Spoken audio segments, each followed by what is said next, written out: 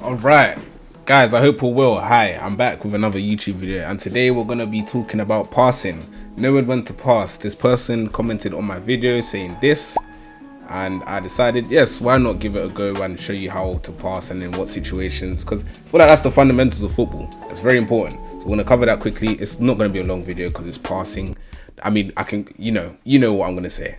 So there's different type of scenarios when passing the ball around in football or in FIFA, this game for example. You have passing in the first third, second third, and then the final third. We're going to focus more specifically on the final third and the second third. Third, there's too many thirds. In the defense, it's not really too important. I mean, it can be, but let's focus more on the build-up side and the centre mids to the strikers, or the strikers to the left wing, right wing, blah, blah, blah.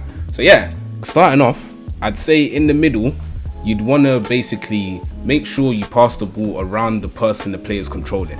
That sounds a bit confusing, but trust me, you're going to understand once you look at the clips.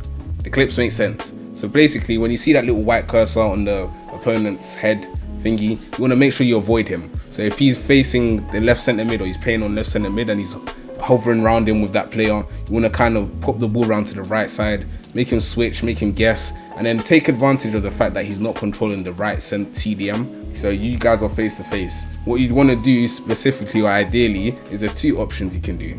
You can either send the fullback on a run, so you turn away from the guy, turn towards your goal, send the fullback on a run by pressing L1, and then kind of wait for the fullback to make a run, and then you can pass it through to the fullback, or use it as a bait to then switch to the right side of your pitch, so to the right centre mid.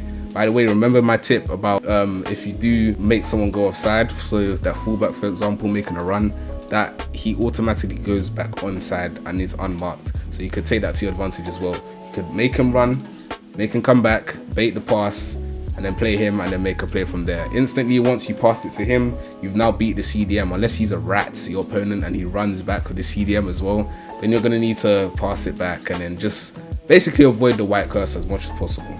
For extra passes and stuff like that within the box is something I can't really explain unless you see the clips. So I'm more so just going to show you the clips of when you would want an extra pass. I mean, what I like to say when I'm streaming is don't make it too obvious. When you're thinking of making an extra pass, if it looks so damn obvious, do not make the pass, because it's going to be tracked and read, and then your players or your defender's going to block it, and you're going to be annoyed because the defender blocked it. So yeah, you got to be very smart with it. I'd say sometimes, because it's become so normal, I feel like in this FIFA or this new meta, you want to kind of bait it. So when it looks like an extra pass, you want to kind of not make the extra pass, because what people tend to do is they either move their keeper or anticipate that the pass is going to be made and cut back to it.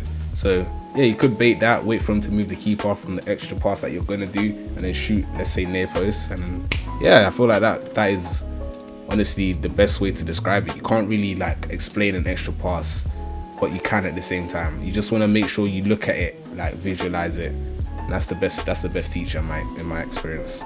But yeah, the biggest one I say is the fullback runs. The fullback runs is like the key element to building up play in FIFA, because it's like, this is how it typically goes, right?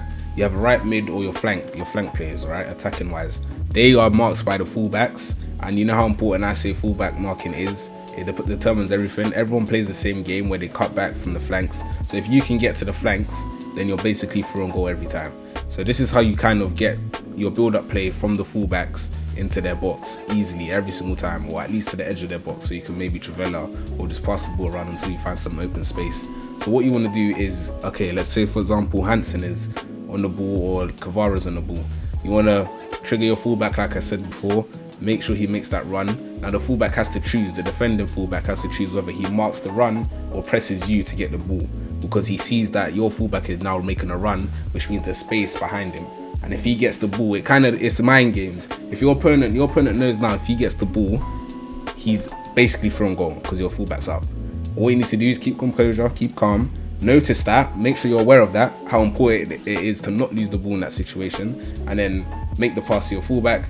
Now he's defending the fullback's out of space. All you need to do from there is, once you beat the fullback, you need to beat the right centre back that's going to cover the fullback, and you've basically scored. I'm telling you, honestly, it's not that complicated. It's just repetition. And last but not least, you want to make sure you're R1X passing a lot of the time. Wherever you are, just R1X pass. I do it like 90% of the time. Don't do it for a free ball, okay?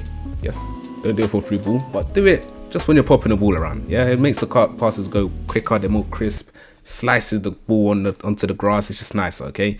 Obviously, don't do it if you're 2 feet apart from the person you want to pass to, because then you're gonna give him a hospital bars and it's just not gonna end well. But yeah, you want to utilize R1 passing a lot of the time. And yeah, so the main points here are avoiding that white cursor. You don't want to be passing around that white cursor, right?